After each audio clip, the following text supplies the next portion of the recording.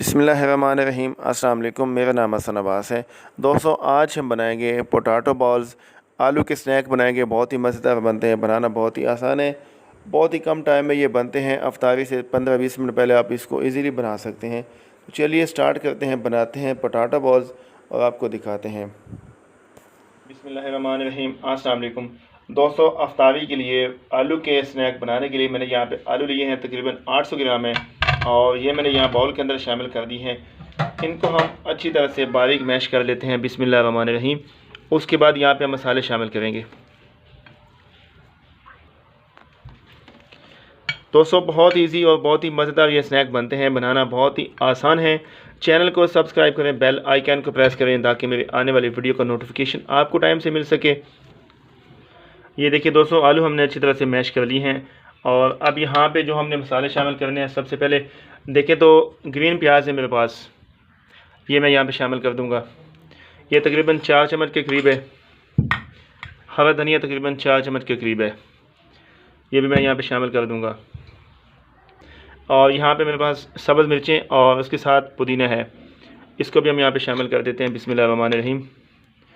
इसके साथ टेस्ट और जायका बढ़ जाएगा। यहाँ पे एक शिमला मिर्च है और इसको मैंने बारीक चॉप कर लिया था, ये मैंने यहाँ पे शामिल कर दिए।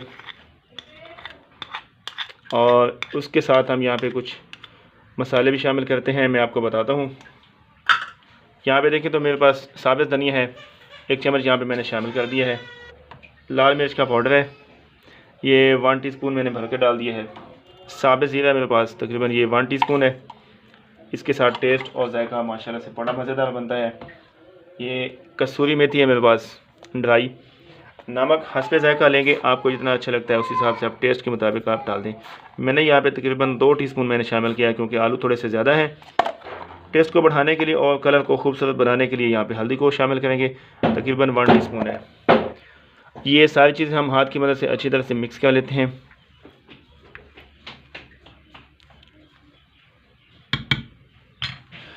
और लास्ट में हम यहाँ पे दोस्तों शामिल करने वाले हैं चावल का आटा है मेरे पास, तकरीबन ये 2.5 चम्मच है, और ये मैंने यहाँ पे शामिल कर दिया। इसके साथ थोड़ा सा क्रिस्पी बनेंगे, और हमारे जो स्नैक है उसकी जो थिक है वो काफ़ी मजबूत हो जाएगी, ताकि हमें फ्राई करने में दिक्कत ना हो। हमारे जो अपना बॉल्स हैं हम बनाएंगे वो इंशाल्लाह से अच्छी तरह से फ्राई हो जाएंगे। तो ये सारे मसाले दोस्तों हम अच्छी तरह से मिक्स कर लेते हैं। मिक्स करने के बाद हम इसके बॉल्स बना के फिर आपको दिखाते हैं।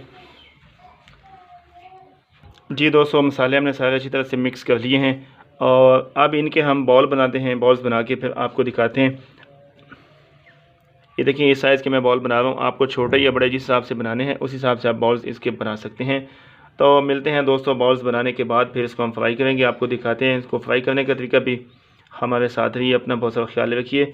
ये देखिए दोस्तों, इस तरह से मैं बॉल्स बनाता रहूँगा। बना के इसको मैं एक डिश में रख लूँगा।